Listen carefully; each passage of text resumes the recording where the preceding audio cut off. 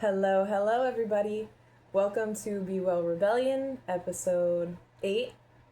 And today I want to talk about prepping. I usually, when I do these videos, I'm kind of trying to shift it into like a podcast version of like a workshops, discussions I've had in the past. I don't always do that well in that format. Just because I'm talking to myself is something I usually do in private. but I'm trying my best, to deliver it in a way that it makes sense and it's logical and in a sequence that is really easy to grasp and apply into your life. But today, I really just want to talk to you really informally from my heart. I have had a really long journey when it comes to prepping, and I really just want to share, little bits about my journey, only because it kind of helps describe the way that the learning curve went of the world I lived in and then how I was going to respond to it, and it might be something that you resonate with. That's all. This isn't about me, it's about, the world at large. It's a weird place. It's a really fucking weird place. So I just want to say, I'm going to be informal. I battle with a little bit of my own neurodivergence, ADHD. So I'll do my best to deliver this in a way that, makes sense. Sometimes I ramble, and sometimes I connect dots that seem unrelated, but really they are related. Everything is interrelated. I mean, that is quantum physics for you, isn't it? Okay, so just to start, if you are waking up to the world right now, or if you've been awake to what's going on for a while, it's maddening. It's a weird place. A lot of people ask, why is it the way that it is? And I found myself asking that a lot. That predicated a lot of my own research and a lot of the shamanic journeys that I went on and the questions that I would ask. They were deep. And there are a lot of rabbit holes. But it all starts, I think, with our own triggers. So you have a trigger, and that trigger is something that you kind of is not sitting right with you. Something about society is triggering you. And then it kind of leads you down this path of maybe discovery that things aren't the way that we think they are. For me, my trigger was, I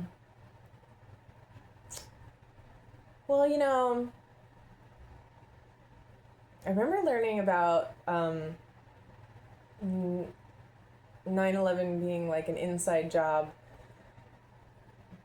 I guess by 2003 or 4, I had heard about that. So that kind of was the thing that woke me up. But with the thing that kind of really got me questioning what the fuck was the vaccine program. I was learning about, I guess I was 25 when I started really asking questions about that, wondering why what was in them was in them. And I know that there's a whole nuance to that about why certain ingredients are in there and the synergistic effect of all them. But ultimately it was the thing that made me think, there is a demographic of people here that don't actually want to see real people thrive. And pollution was another thing that woke me up. Why are we living in a way that treats our environment so awfully? Why are we so terrible to our environment? It's almost like we all have to live here. We're all having children, and all these children are going to be born onto the same earth. Why are we not taking care of it? I could not rationalize a lot of what I saw in society when I was working with the framework that our government, was run by people that like us, or that everybody that's here is actually human. There are things that we take for granted as truth that may not actually be true. So when you think about why the world is run the way that it is, the long and short of it is And just a heads up, a warning, like I'm going to go all in on this one. You might not like what I'm saying. You might disagree. You might think that I'm talking out of my ass. But you should definitely research everything I say. If there's anything that I say that makes you go, oh gosh, like I don't know about how I feel about that, or I don't know what I'm going to do to that, about that, or I'm not ready to know that, like you should sit with it, pray on it, research it, see if it aligns with your direct experience, because there's a lot of research out there that's misinformation. Gaslighting is a subsidized industry at this point. Like, it's what you think matters so much. But anyway, so ultimately, and again, this might not align with your religion or your worldview or your political views, but take what I say, discard what you feel like isn't for you, because this message isn't for everybody. Or research what I say that might rub you the wrong way or make you think that it's crazy. But anyway, ultimately, through biblical study and the study of like Sumerian mythology, it seems that there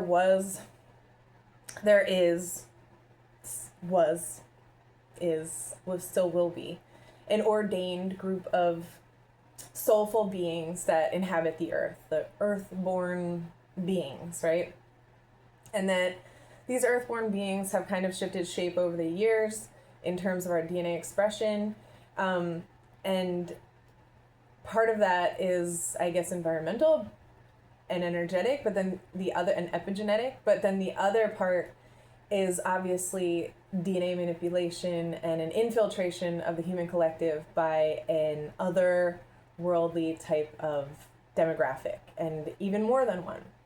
And people sometimes will argue over whether they are demons or whether they're aliens or whether they are just like parasitic beings, like archons that are looking for people to feed off of. Like we can talk a lot about that in other videos.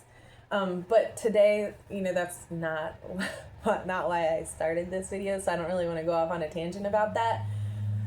But you can just let it amount to the fact that not everybody that looks human is. And so that's why some of us really have no regard for the earth or for wisdom or for, laws of the universe. That's why some of us are not necessarily subject to the same laws of karma either, because we don't all serve the same gods. We don't all do that. So we operate within these varying frameworks, but we're all interfacing as a collective together. So there's a real big division in the groups and a big chasm in the differing goals of the different groups. And we can just leave it at that. And we can go on more. I mean, ultimately, it's a spiritual war that manifests in a physical realm. So this in your, religious teachings or spiritual teachings, but for some reason we compartmentalize this concept. And we act like it doesn't pertain to our everyday actual life. We just kind of act like, oh yeah, there's this idea of Satan, or there's this idea of, aliens, or there's this idea of a spiritual war, but then let me go back to my daily life and my job and my bills and whatever. So we have to remember that this is very much happening, and everything begins in the spirit and then manifests in the physical realm. And that's why, we are finding ourselves in the situation we're in today. We collectively have shirked wisdom and energetic, equity as a collective. We all work harder, not smarter. We have traded in long range wisdom and the foresight to employ it for immediate satisfaction and gratification, and there's always a price to pay for that. So collectively, to get back on track, a collective repentance is going to yield and warrant a huge unveiling and a really big collective effort to get back on track. So, prepping, right? All right, so I learned, so for me it was pollution and the vaccine programs that kind of made me realize that there's something that is actually has a really nefarious agenda for Earth and for all of its earthborn beings. Okay? And you cannot say that it's just one group or that group, because every group has been infiltrated. And at this point, I want everybody to stop with this like talk about bloodlines in terms of what your right is or not. I mean, that's valid. Don't get me wrong. Like, just like I wouldn't grow a pineapple in fucking Connecticut, I'm not going to expect certain people to be able to use certain energies adequately or wisely or whatever. We are the earth peoples, and we all do have certain bloodlines and energetic lines that are wise for us to adhere to. But what I really think that direction for that discussion needs to take is collective or individual repentance for a bloodline. You know, repentance, like take responsibility for your bloodline instead of being like, oh, well, you know, I'm from, you know, this collective, so I get to use this healing modality and nobody else does. You know, if you're going to use it, you better fucking put it to use. Don't sit here and gatekeep these healing modalities and then not take full responsibility for your bloodline as well. I mean, whether you are talking about melanation of skin or whether you're talking about man and woman's roles, like, it's nuance. There is a spectrum of accountability regarding what your demographic was part of and what they weren't, and you really would do well to research that, right? Just to give you a better idea, because how do you fight an enemy if you don't really actually know who it is? You can't. You are helpless. You know, you lack, that's what I call the broken yin. Like, you lack direction. You might have all the fight in the world, but if you're not going in the right direction with it, it is not just a waste, but it will backfire, right? So yeah. You got to know who the enemy is, okay? Not everybody here is your friend. Not everybody here wants to see you thrive. It was something that I really, really struggled to learn, because I am somebody who likes to see the best in people, who gives the benefit of doubt, who really forgiveness is the easiest path for me. Like, that's what I err on the side of love. And I've had to learn that there are people here who have no regard for the sanctity of life. They have no regard. And it's funny because you'll know these people because they will pick a hot button issue and kind of like die on that hill. And there's no room for discussion about the potentiality that their viewpoint isn't accurate, right? It's all about moving the chi, and they don't really necessarily care about the wise direction. I think a lot of women can agree that women are marginalized. I think, but you have to understand, like, men aren't the enemy. I think that there's a lot of melanated, like heavily melanated people, darker skinned people that are marginalized. And you have to understand that, like, the people who have lighter skin aren't necessarily your enemy. There are people who, there are people with lighter skin who obviously think that darker skins are probably, you have to understand that polarity is being used against you. It's called the Hegelian dialect. Like, I didn't pull this out of my ass. This has been like circulating for a while. So like we present a problem, and then we present the solution, and people quick run to the solution, and that presents in ideologies as well. So if you think like if you actually look into the history of the Moors and where, you know, lighter skin came from, and the way that plays into the dynamic here, like, there are demographics that were manipulated through DNA manipulation to present in a certain way so that they could be the scapegoat. and they come in all shapes and colors depending on what the fight is. You know what I'm saying? So every bloodline's been infiltrated, and every demographic has been infiltrated. It really is true what the Bible says, that you're going to know them by their fruits. Okay? So back to prepping. So I learned that the world was kind of not what I thought it was. So I started to be like, okay, well, what can I do, right? Now, depending on where you live, you might first think, okay, I'm going to stock up on food. I'm going to stock up on food and stock up on water. Food goes bad. Water goes bad. And you start to think, too, the food stock that people are buying, like these, what are they? They're like a package thing that you can get, and it's like, oh, here's a year's worth of food, but it's like mac and cheese, or like freeze dried. Just it's not actually stuff that like your body will help your body in any way. Like if you're eating those pre-packaged, like heavily I'm at a loss for words, but preservatives, they have a ton of preservatives in them because they're able to last for, like 20 years or something. Your body is your best vehicle to navigate this whole thing. So you really want to nourish it. And if you're in survival mode and you're really scared, you might reach for things just as sustenance that you think are going to fuel you for your journey, but actually end up weighing you down in some way.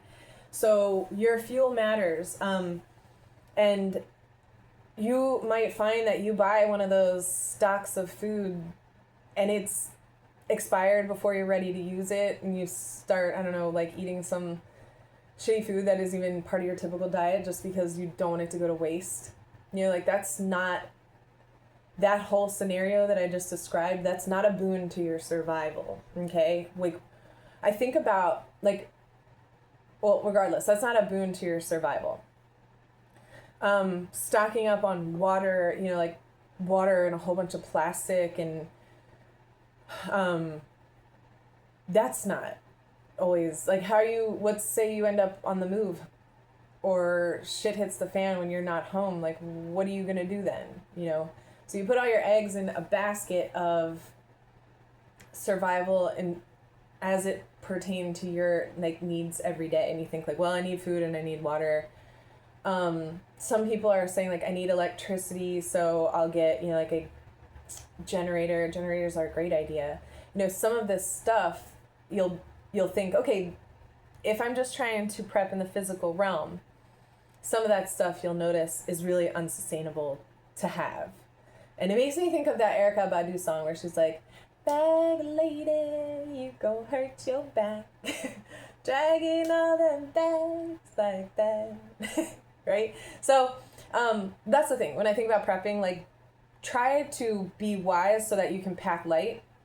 So, as I'm moving on in my life and I'm thinking, well, maybe prepping that way, like supplies that can run out, is not the wisest thing to do. Maybe I need to invest in the land, right?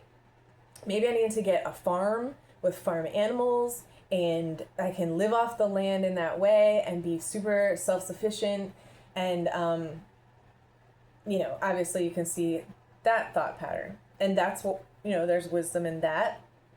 But the way that we run farms right now, it feels super lushy to me. I mean, we have the big farms, the big agriculture in the United States, which I don't really think anybody should be eating that food the way that it's created, because it's just a loosh factory. And I don't know if you know what loosh is, but it's the energetic, it's the like almost quantifiable energy that comes off of you when you're really in your highly emotional state. You give off loosh when you're happy, like super happy, but you also give off like lots of dense, thick, delicious loosh for the archons, for the interdimensional parasites, when you're feeling really sad, scared, suffering, suffering, angry, you know. So what was I getting at? Loosh.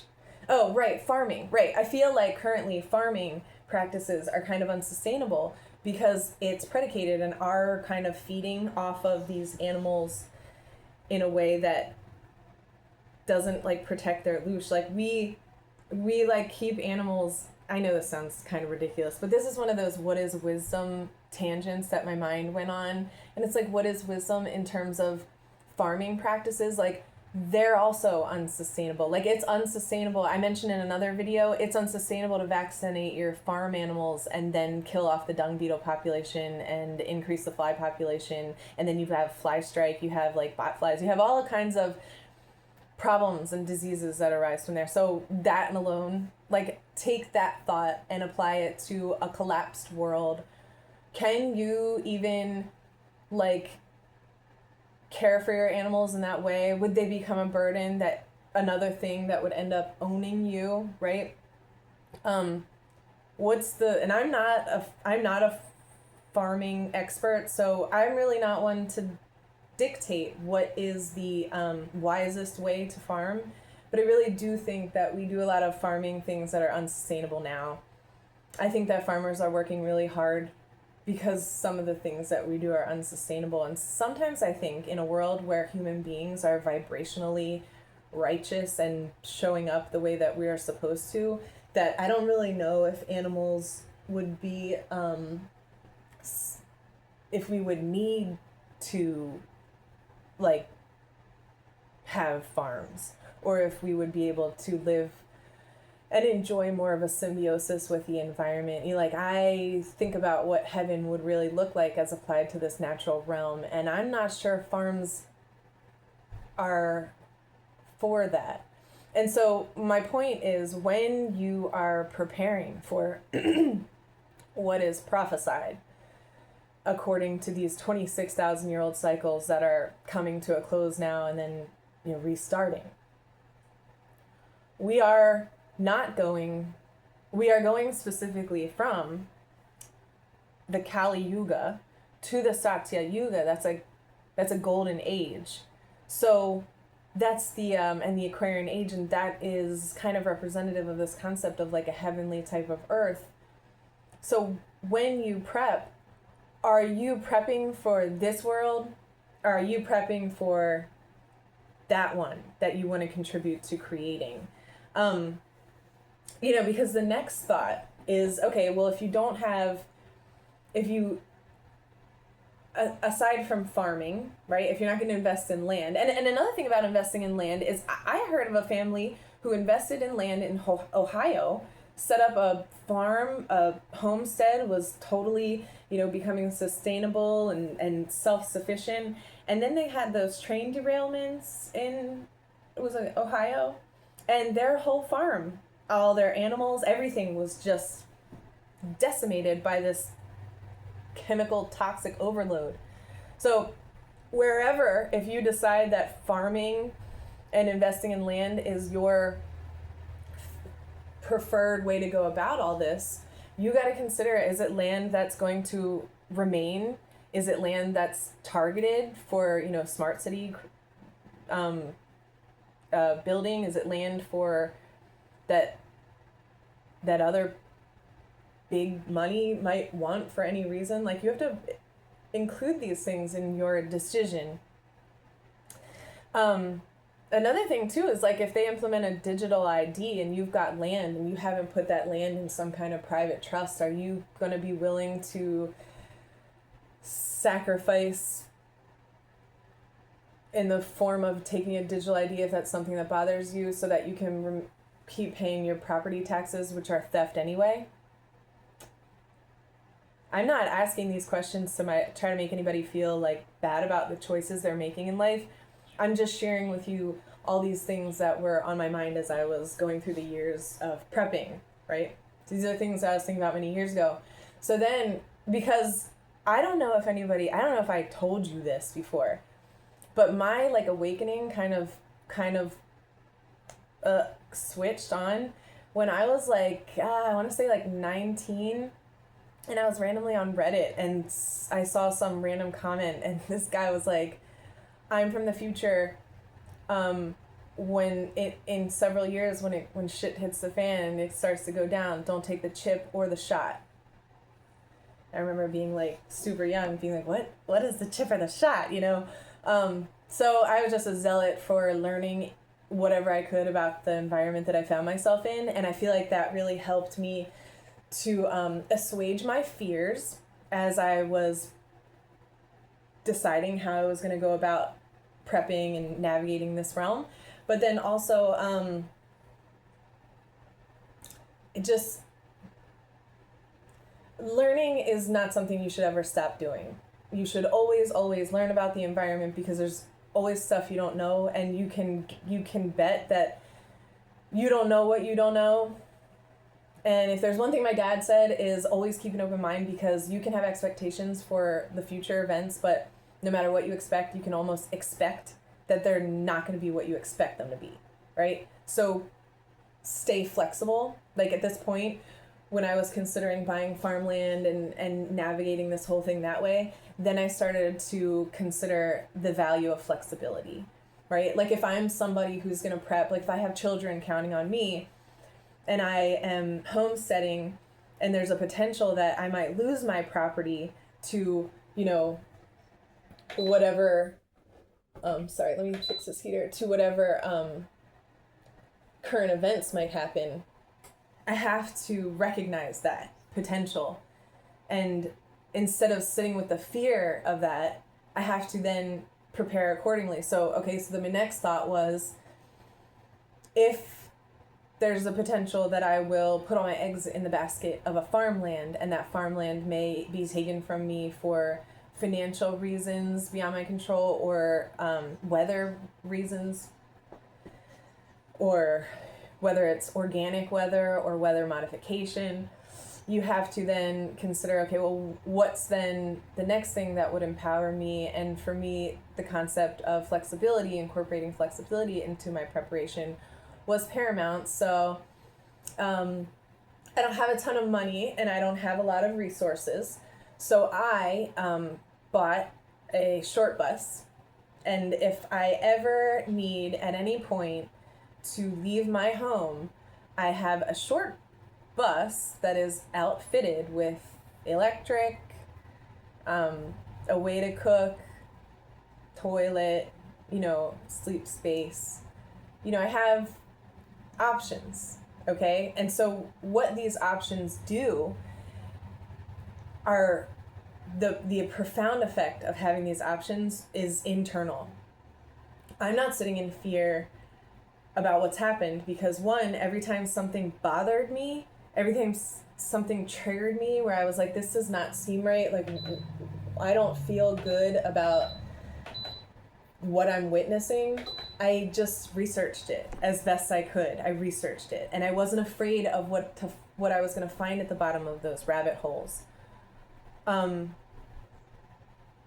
You've got to, there's going to be a demographic that's going to die to putting their head in the sand, to willful ignorance. There's going to be a demographic that's going to just jump on whatever bandwagon pops up that assuages whatever fear they have, if they don't sit with it themselves and learn about it themselves. If you're looking for a savior, one is going to be provided for you throughout the whole ordeal as a Judas goat, because ultimately it's the version of you that is aware, that is accountable, that is energized enough to show up, that's going to be your savior in the physical realm. And granted, you welcome the wisdom from the Most High. I'm not saying that we work with our limited perception alone.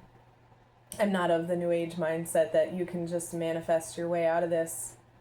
You can't. If you are going to just apply your human potential to manifesting, like, your own survival, you think you're just to, like, vibe your way out of this, you're not. you have to be accountable. That's a trap. That's a trap. To think that you're going to just spiritually bypass your way out of this place, like, that's a trap. You have to employ all the laws of the universe, and that includes awareness. So really, research it. Research the interdimensional parasites. Research the biodigital convergence. Research the toxins sprayed on our food and that's in our water. Research our soil depletion. Research pedophilia. Research human trafficking. Research it all. Don't shirk your responsibility as a human to understand the realm you live in. You owe it to yourself and to your children, especially if you have children. You've got no excuse to be ignorant on any of this.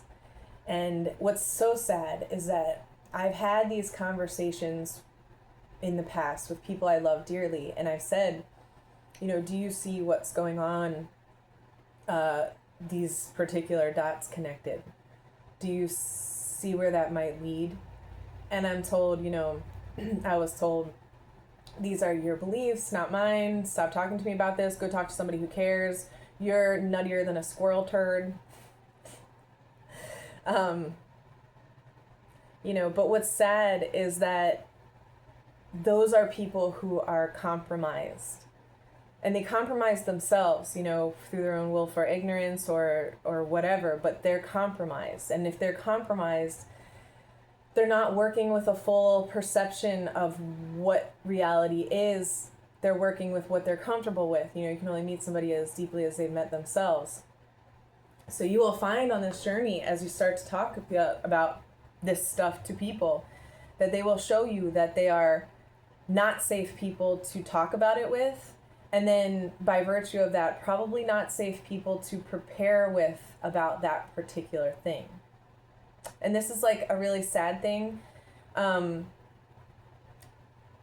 All the bridges that we burn may light our way, but they don't always lighten our hearts. It can be heavy to say, I recognize the trajectory of this particular program or framework, and I'm going to remove myself from it. I'm checking out of it.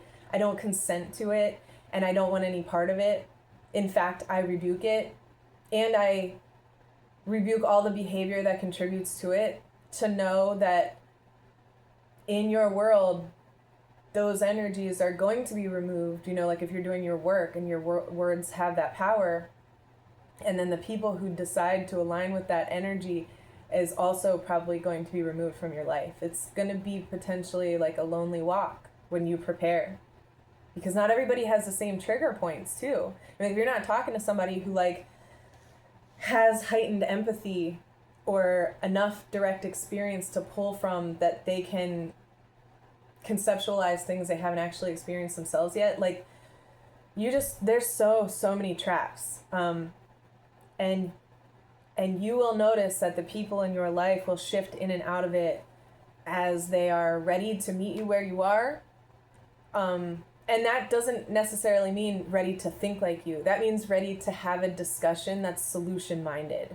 Because so often when we have discussions about the world as it is with the general population, people are so not ready to hear these things that it becomes a dispute about whether or not it's even actually happening. Okay, so you have to find a demographic, a social network of people who recognize it's happening and aren't going to try to gaslight you into your own complacency. And that sometimes is a super lonely walk, especially if you really were on the wrong path for a long time, because a lot of those people are not going to want to walk back with you. They're going to stay over there.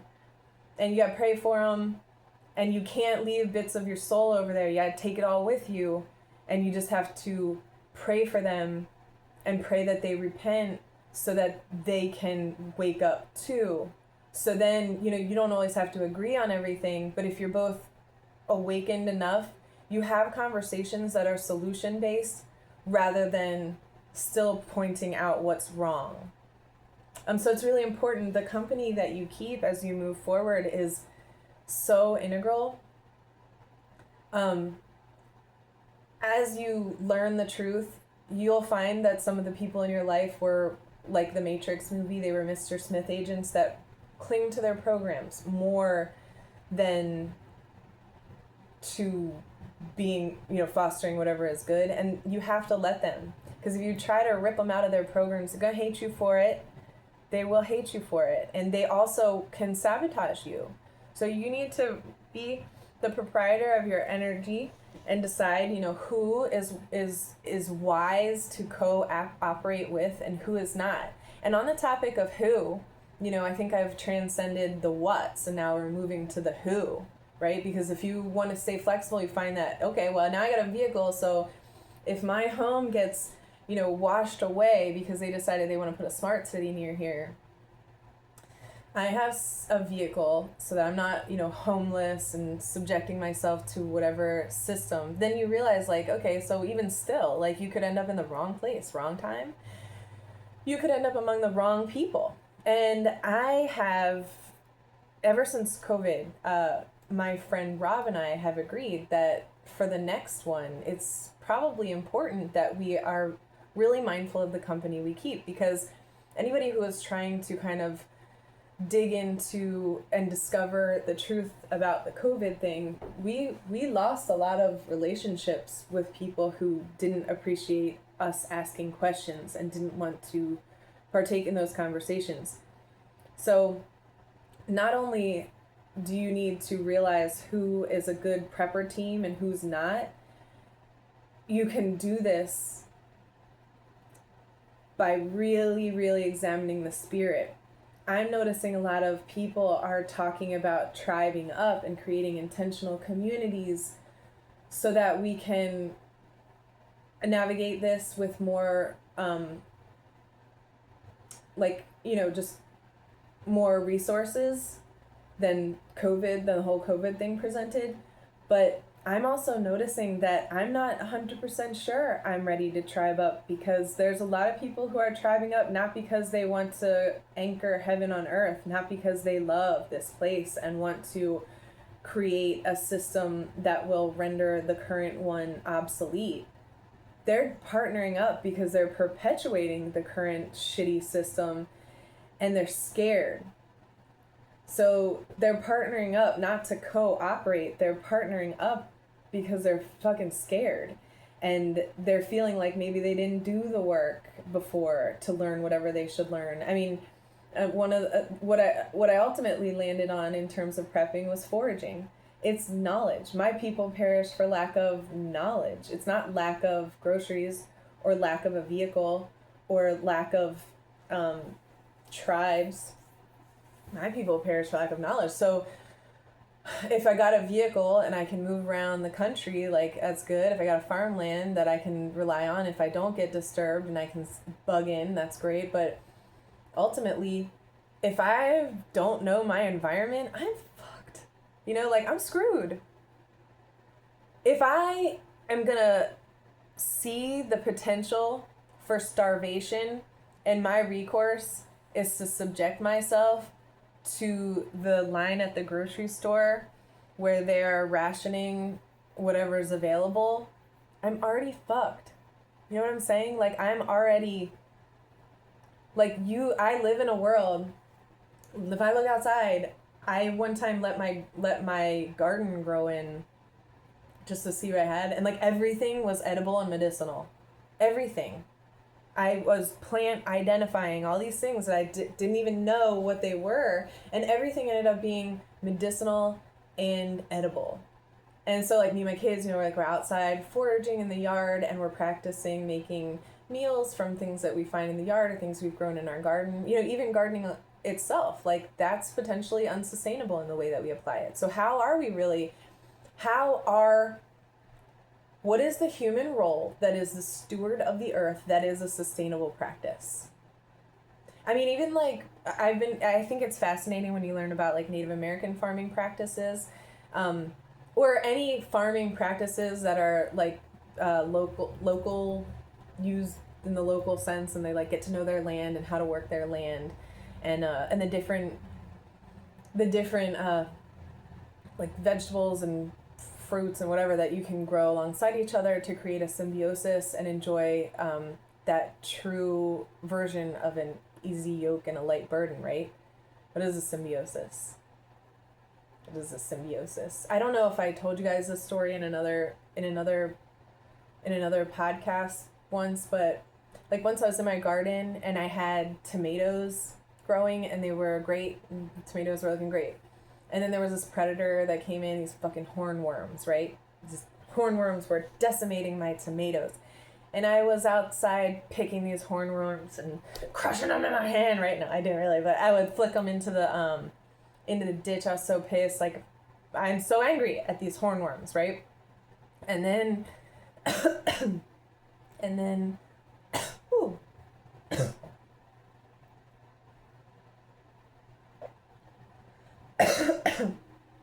So then, like halfway through the season, I was like, fuck this. You win, hornworms. I don't even want to do this anymore. I'm never growing tomatoes again, right? So I just let the hornworms take over. And then it was a few weeks later that I noticed the hornworms had these like little things that look like grains of rice on the back. And I was like, what is that? What is that? And so then I'm like Googling like a mad woman, and I find that they are, and I might pronounce this wrong because I'm pulling off the back of my mind, like I can't even remember what they're really called, but it was something like the braconid wasp or something. The braconid, again, I'm probably saying it wrong because I can't remember, and I'm filming on my phone so I can't look anything up, but it's a wasp that eats hornworms. And so I was like, oh gosh, well, so these wasps are here to, parasitizing the hornworms, and that was what was on their backs that looked like little grains of rice. It was actually the braconid wasp eggs, and so those larvae would then, grow and hatch, and they would eat the hornworm as they grew. That was the food source for the little babies. And so then the hornworms were so nasty, and my tomatoes were just a lost cause. And then the wasps all hatched or whatever. Next year, I had all these volunteer tomatoes because at that point I was like, I'm never growing tomatoes again. I never will put the time in. So all these volunteer tomatoes grew, and they were just really thriving. And I was looking, I didn't see any hornworms anywhere. I see my garden now has these wasps in it that eat all the predators for my plants. Like, we are so hasty when we're preparing or when we're trying to practice husbandry in our own lives, right? And we're like, I need to create a solution to this problem. Duh! Right? This is not okay, right? And we know, I think there's a lot of people that are feeling that way about the earth currently and its current state and the paradigms that we're running. Like, this is not okay. And we're all of a sudden collectively recognizing, coming to terms with the fact that some of us conspiracy theorists have been talking about for decades. But anyway, so finally people are waking up, right? And there's a lot of people that are like, we gotta fucking do something about this.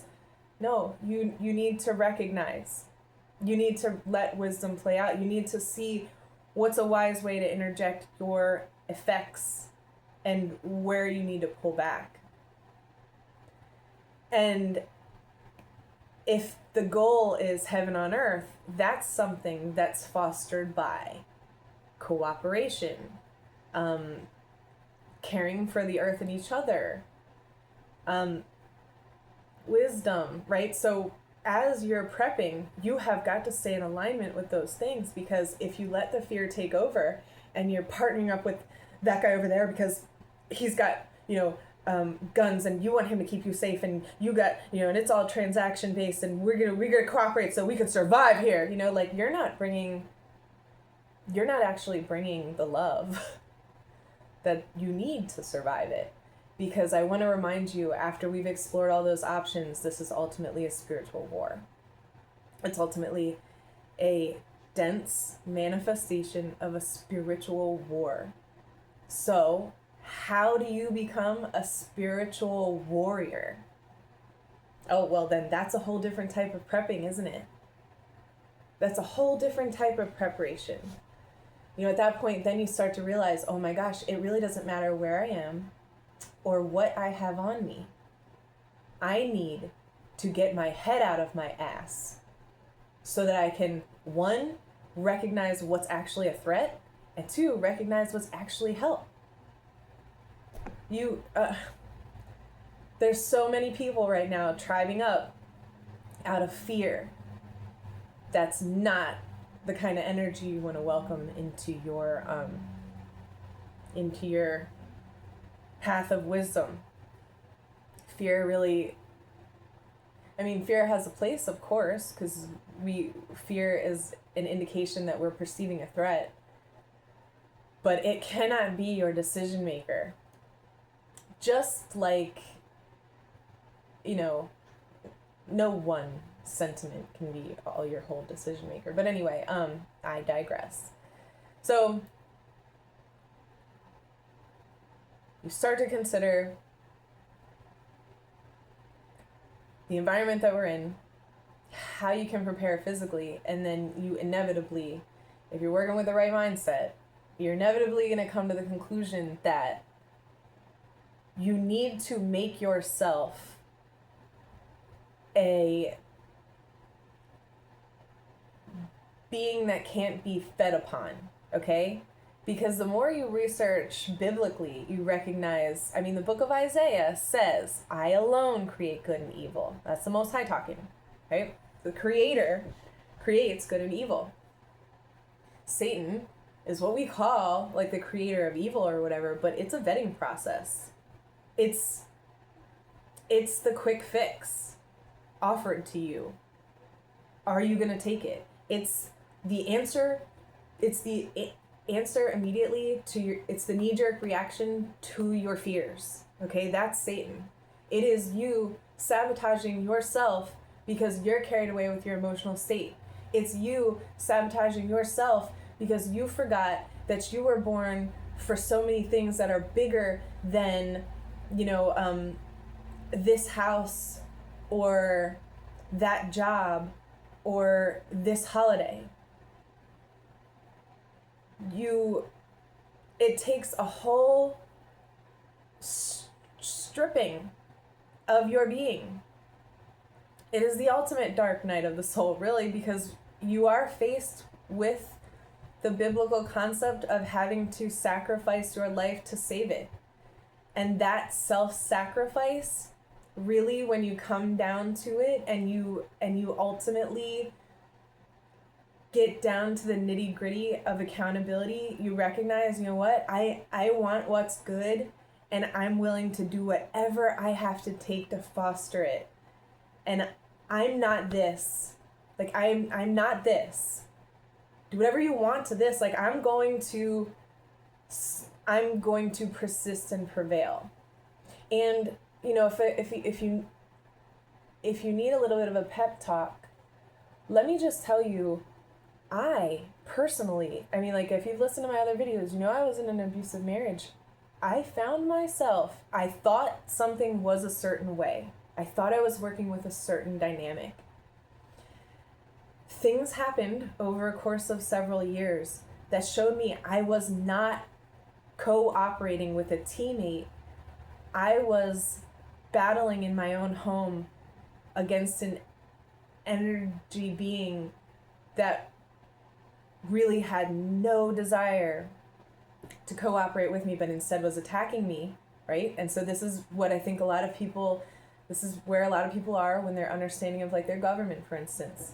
Yeah, we thought we were cooperating. We thought we were on the same side. Now we're recognizing, oh, you're sabotaging me. Okay.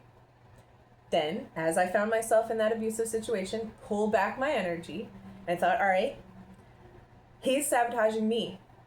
How am I sabotaging myself? Okay? Because I am not about to point a finger and call in judgment when I'm complicit in my own prison. I helped create this prison dynamic. And I urge you, it's liberation to look at the state of the world in the ways that bother you and understand how you were complicit in the creation of that, whether it was through willful ignorance or even not willful ignorance, but just ignorance in general, whether it was through miscalculated actions or whatever. We're just working with the wrong mindset. You need to forgive yourself and peel back the layers. And that is really how you prepare yourself, because then as the world plays out and there is this scary boogeyman over here, and then the powers that be say, oh, there's a scary thing over there, here's the answer. You have enough wherewithal to say, one, is that even a threat to me? Two, does it even exist? Three, is it actually even a threat, or is it something that could help me? Because we are gaslighted, we are lied to about so much, so many things. Just like that food stock I was talking about before. You think that food is nourishing you, it's weighing you down.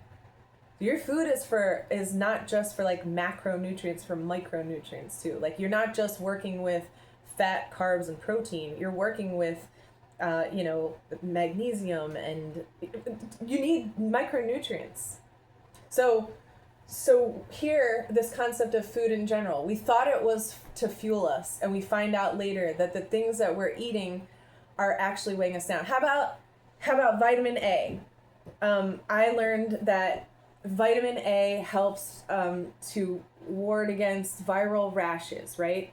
So then they say, oh, there's a measles outbreak or mumps outbreak or whatever, take vitamin A. And then you find out later that synthetic vitamin A actually does the opposite of what natural vitamin A does. Nothing is a guarantee here. Nothing. You have to vet everything. And when you do that, you ultimately find that nobody's going to love you or guide you or care about your direct experience and your well-being like you will. And especially not for your children either. You have to love yourself like maybe your mama did or didn't. But you have to step into that role of responsibility. All of us are traumatized. Every single one of us are traumatized by either our direct personal lives or the world at large is a fucking traumatic place. And that was what the Piscean age was all about, right? Suffering, right? I think about Nietzsche. I think about Nietzsche's Thus Spoke Zarathustra a lot. How he presented, like, first it was the dutiful camel, right? And the soldier was the first, that level of consciousness, and you're doing your part, and you have your isms that you are aligned with, and you're vocal, and you think like, this is right and I'm on board. And then maybe you find that your energy was being used, and your efforts and your allegiance and alliance was being used to push something that you really don't agree with. And then what's next in Nietzsche's trajectory of consciousness? Then it's the lion, right? And I see a lot of lions right now, self-described lions, and that's really appropriate, because the lion doesn't really do anything but say no.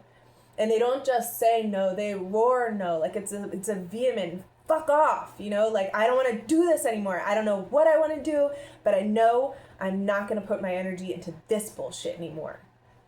And so that's the lion.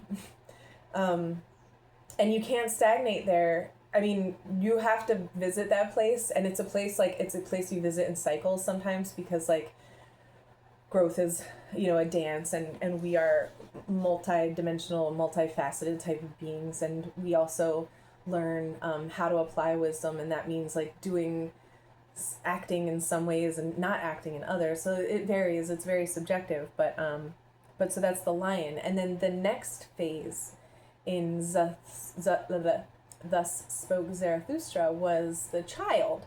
And the child is when we create. And this is my point.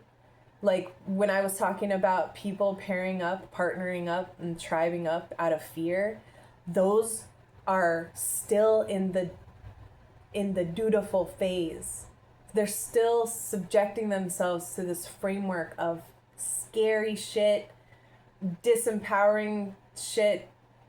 Just, they're still working in that mindset, and that's going to be a trap for them.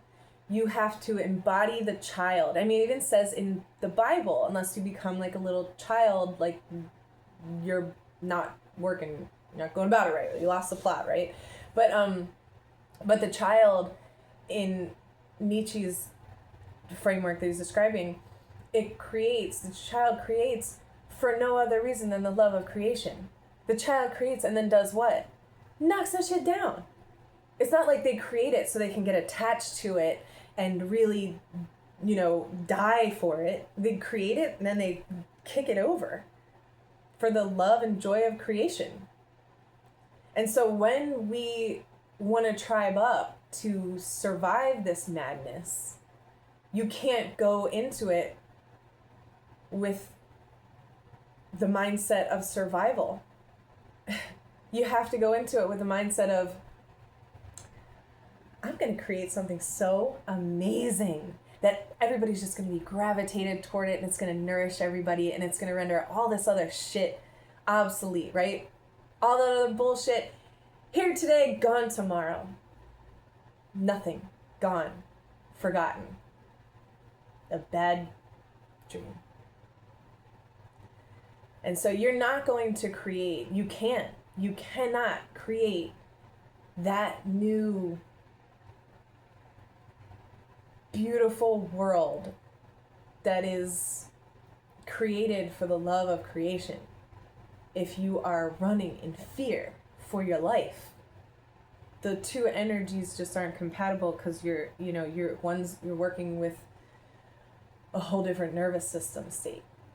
And because of that, you're not even viewing the world through the lens of something that's there for you, that wants to operate with you. Instead, it's like a scary place.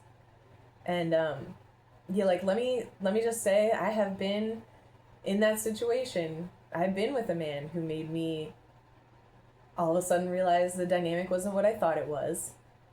I had to do a lot of soul searching to decide to distinguish and even quantify, how am I complicit in this? What am I in control of? And so then and this is where the rubber met the road, and this is what really shifted my views on preparation, was that I became somebody who couldn't even exist in an abusive dynamic. I became rubber in the environment of glue. You know what I'm saying? Like, it didn't reach me anymore. And so we would have these weird situations of like bad luck, for instance. And somehow the same event would affect our family in a way that it would really screw over my ex-husband, and he'd have some kind of cost incurred energetically, and then somehow that same event liberated me and my children and made us smile. And it wasn't that we were laughing at him or anything. No, we were rooting for him. But we were living in two different worlds at that point. Mine was great. My spirit was buoyant. I was living off grid, so, I was busy and all, and we were living in the same difficulty. It wasn't like life was easy. It was very hard for both of us, like physically, but then also emotionally. And then there's a spiritual aspect of him being infiltrated by some kind of demonic stronghold. Like, it was not an easy time at all. It was terrifying, but I found there were so many times where if I stayed the course and I didn't get emotional and I didn't get sucked into that dynamic, it really didn't affect me. In my home, I was living there, you know what? Okay, one day, so we were living off grid. We ran everything through solar and also like a supplemental gas powered generator. One day, I was postpartum with my son. I had my 3 daughters. It was summertime, so friggin' hot. And it was hot in the barn, hot outside. Like, it was so, so hot. And the something was wrong with the solar generator, and it wasn't charging, and it was dead from the time we woke up that morning. And my ex-husband left the house, took my vehicle. Like, I had no way to go anywhere or get anything I needed, and he wouldn't answer the phone, and he was gone all day. It was just me and these babies, and I'm like, oh God, I host an Amish food drop, and so like I buy some Amish food in bulk sometimes, and so like I had a freezer full of food. I had a fridge full of food, like a backup freezer and a fridge full of food, and I'm like, oh no, like I'm getting nervous because all of our food was about to just get bad because it was like 100 degrees that day, and we had no air conditioning, of course, and we had no way to cool this stuff, and I was starting to go, oh God. And I knew I had to get the kids to bed, and I knew that I had to feed everybody. I knew that I needed, and I knew I had to work with daylight because I didn't have any power. So I had no way of going out to get the gas for the backup generator. Solar was dead, and my ex-husband was not answering his phone for a good 12 hours. So I thought, oh shit, I started to load up things in, and I'm praying, right? Like I'm praying, and I'm like, okay, well, it is what it is. And I try to make it like into nothing that would concern my children. I didn't want them to get scared or anything, but I was like, hey guys, why don't we all pick out our favorite foods? We're gonna put them in this wagon, and walk up to another house, see if we can put some of our stuff in. And my mom was building a house up at the, up at the front of the property, and we went up there. We started to put everything in a wagon to bring it up there because I needed to use her refrigerator, and I was in a real jam. And I'm praying and I'm crying because here's this guy that's, my ex-husband, that's saying he's doing some healthy activity for the day and instead just ignoring our calls when we needed help. And I'm feeling like, oh geez, And the next thing you know, it's 7 p.m. and I'm getting ready to resolve that I have to pick out what I'm going to keep and what I'm going to let go bad, I guess. I need to get everybody to bed. So I start loading this stuff up in a wagon, and all of a sudden, the generator kicks on. So at this point, I don't know how, because it had been 0% even up until 5:30, 6 p.m. The sun was setting in the west, so our panels were getting no light really. And somehow the solar generator pops on, and it goes up to 100%. I don't have any, reason for that. And I know it sounds, stupid that I'm, getting emotional about it. But it just, you have to realize that there's something that loves you and really wants you to just be all right. And it's you, it's the best version of you, but it's also, the energy that created you. You have a spiritual mother and father that want you to succeed. And they work miracles in your life when you just do your best and operate in wisdom and don't get sucked into the bullshit. This is so stupid to be crying about, because ultimately what happened was that all the food was fine. As I was starting to, as I was starting to put everything in the wagon, it all of a sudden lights popped on and everything popped on. I can't explain it. And that's how it works. And similarly, you can prep. I mean, I used to be, I was a prepper for 2 decades. At the same time, when I was doing all kinds of stuff to be complicit in my own self-sabotage, when I was not operating in wisdom, when I wasn't fully repenting, when I thought all paths were valid and I'm a good person and I'm just manifesting my own life with, whatever, when I thought less about it, I was prepping then too. I had, walkie-talkies and food stock and all that kind of stuff. And I had, and I lived in 2 different homes that experienced 2 different floods. And all my shit got ruined, not once, but twice. So you can stock up on everything you think you might need. And if you're not living right, it's going to be removed. And you can find yourself with no resources at all. And if you think, you can find yourself with no resources at all. And if you just remember that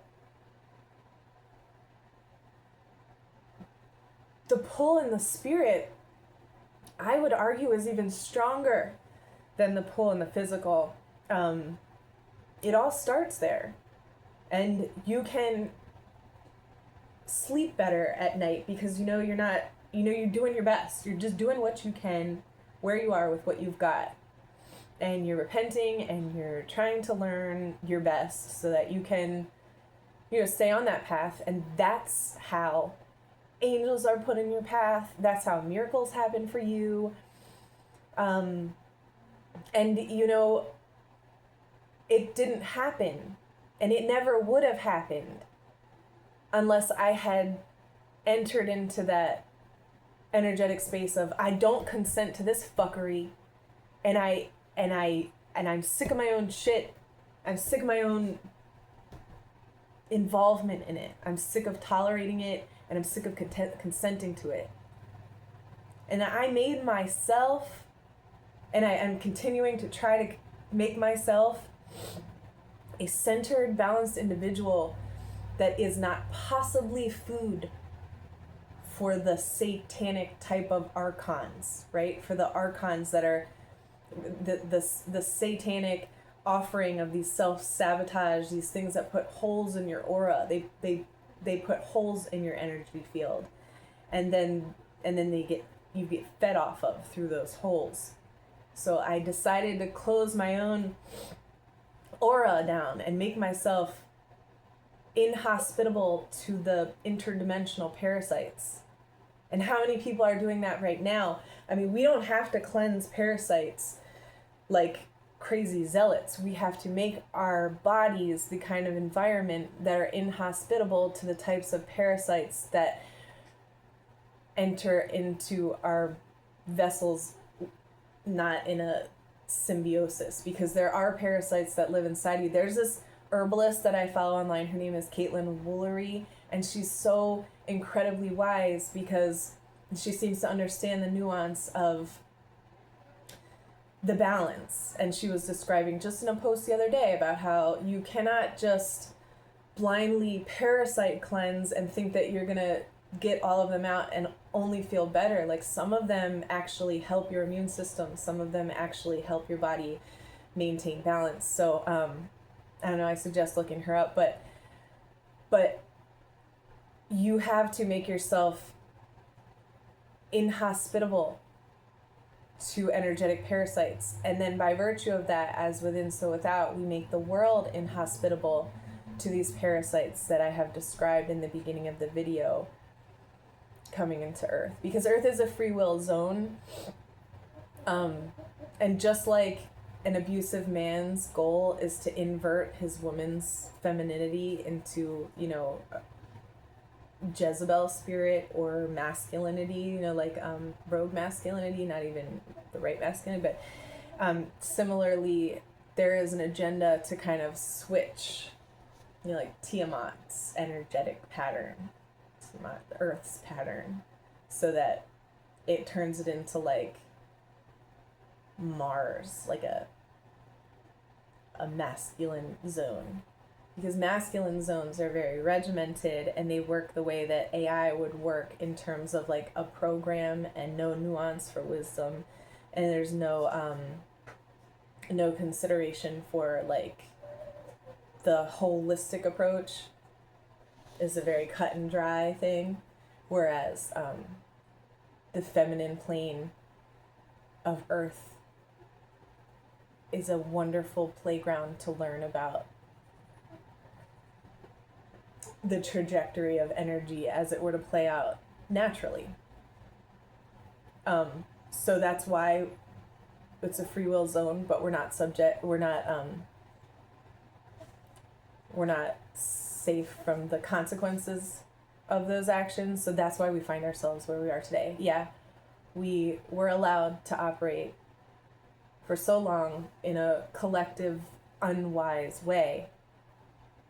But at some point, the Earth is witnessing against us through earthquakes and volcanoes and all that kind of stuff, because her immune system has realized that if she allows us to continue, she's going to die to it. So it's unsustainable. And you'll see this in every kind of narcissistic relationship with a narcissist. You get to a point where you realize that you're taking from me and you're willing to take from me until it kills me, So I need to put the kibosh on that and call a spade and recognize that some of you are poison. And some of us are poison, and we're going to double down on that poison, and we're going to die to the right to maintain that poison.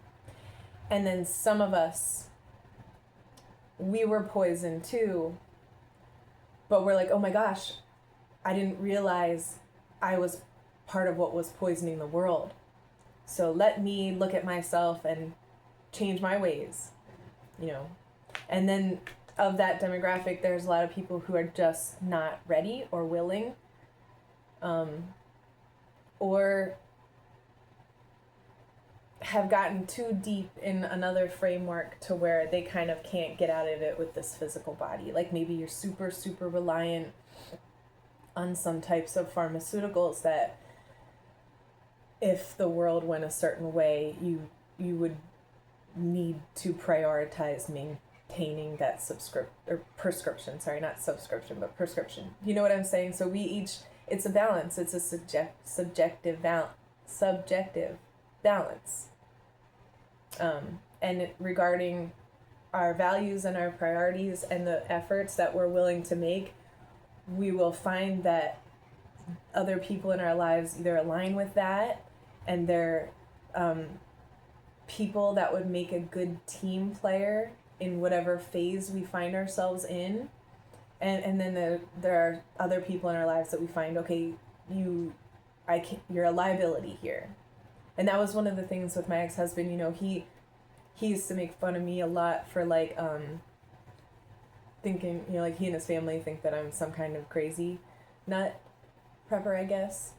But to me, they are liabilities. Like anybody who isn't willing to acknowledge, so you don't have to share your same viewpoints with me, but if you're not willing to acknowledge these things that we both see, you're a liability to me. You are a liability. If you are just a slave to your programs, you're addicted to your programs, you're a liability. You've got to stay flexible. The world is going to shift very quickly, and there are layers upon layers of both distractions and layers of misinformation. I mean, if you know anything about holograms right now and you've ever researched Project Bluebeam, you recognize that holograms aren't even like, now they can make these holographic images that you can't trust your eyes. You can't trust your senses right now, just your body. Like, you've got to have some kind of discernment. If you lack discernment, you may as well cut off your arms and legs, because everything's going to be, you know, for naught. Oh, you might hope that it would be for naught, because your efforts being for naught would be better than them being self-sabotage. But anyway, so those are my thoughts on prepping. I know that tribing up is definitely in the agenda for those who want to build a better world. But I encourage you to make sure that you're tribing up with people who share the same worldview and are doing that because they have the same goals as you. Because if survival is their goal, at some point you might find that tribe turns culty and practices some form of idolatry and is willing to quantify, you know, everybody's right to life, right? Because if it's just survival is the thing, then that's working with a type of collective nervous system based on fight, flight, freezing, or fawning, you know. And those are the mechanisms that you'll use to navigate that dynamic. But then there's others who will be like, okay, well, obviously I need to build something that will render this obsolete. And those people are not surviving. They're being a conduit of something bigger than themselves. And there's a really, really big, poignant difference between the two types. And I think that the fruits of the labor of the two different groups will be profoundly different. But you have to look at the ways that you're your own self-sabotage, saboteur. I think about this, there's actually two animal studies that I think about when I think about the collective birthing process that we're enduring. One is like this one group of baboons, I think it was, and they're just your typical baboon group. And then the alpha baboons that were really aggressive, they were the males that were like mean and nasty. The baboon group found some trash, and in the trash was some poison, like toxic meat. And of course, all of the aggressive alpha males ate all the meat and didn't share it, and then they ended up dying off. And then after that, all that was left was the beta males and the females and the babies, and they raised all the babies to be super gentle, and none of them were conditioned to behave the way the alpha males did. And then generationally after that, for several generations, even when they brought in other males and from other babies from other tribes of baboons, they all were after that so much more cooperative and gentle with each other. And all of the males then grew up to be not like hurting their tribe, but like good leaders, and helped groom, and good little baboon fathers. So that's something to think about. In the vetting process of humanity, trust that some of the energies that need to go are being taken out, and that some people will go with them because they don't want to change. And that's a fact of the matter. And I also think about the other animal study was this study on like utopian rats. It's like a utopian rat study. They took all these rats and they put them in an environment where all of their needs were met and nothing was a struggle for them at all. And they ended up like doing a whole bunch of weird things. Like a lot of them would groom themselves to death. They just like sit and groom. Some of them, they got really aggressive with each other. There was like homosexual behavior. Ultimately, it just turned into an environment where their behavior wasn't fostering life. And I see that a lot in society now. A lot of things have become easy for us. A lot of things are available to us. And we don't even ask about the cost of it. You know, like people buy all kinds of phones without even any regard for the people in the Congo. I don't know, but I'm not going to get into that. But my point is like, I sometimes think that this whole unveiling, this whole apocalyptic type of scenario isn't going to play out as overt as we think.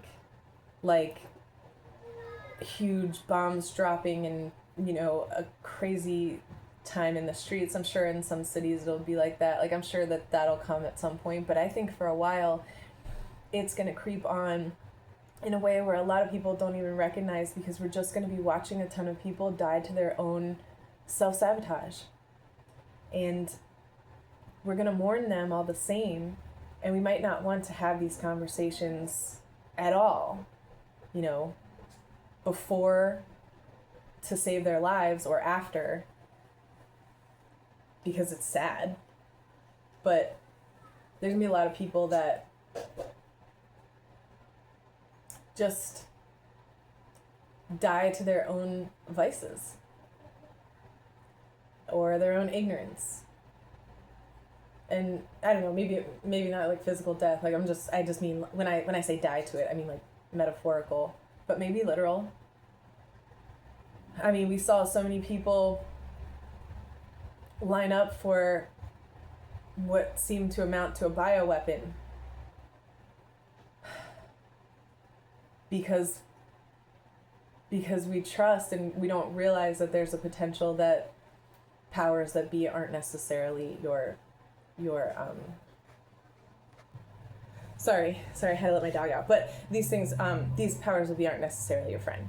So, but they are, a vetting process. It's a vetting process. And to Esdras, I say all the time, that says this world is for many and the next is for very few. So you're the proprietor of that. It's really not about how you prep outside, because what you need will be given to you if you're working with the right mindset and heart space. And it's more about, what are you consenting to? What are you tolerating? What world are you creating with your boundaries? And then you'll see it manifest. So get your head right and your ass will follow. I don't know. Sorry for cussing a little. I do that sometimes. I'm just going off the cuff, just spitballing, because I've been, a prepper type for almost 20 years, so and think about what you're eating. What you're eating has more ingredients in it than you realize. There is stuff out there with ingredients in it that make it difficult to stay healthy or to keep your mind yours, right? Because you've got the brain, the heart, the gut. These are all things that influence the way you perceive reality and what you think is the wise way to navigate reality. And so you need to do your best to be in control of every aspect of your life. What you consume, what you tolerate, the vision you hold for the future.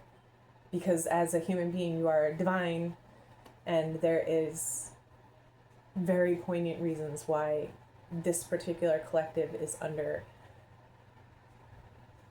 the influence that it is at the time that it is. But these contracts are ending, and you get to decide which side you're on, really, moving forward.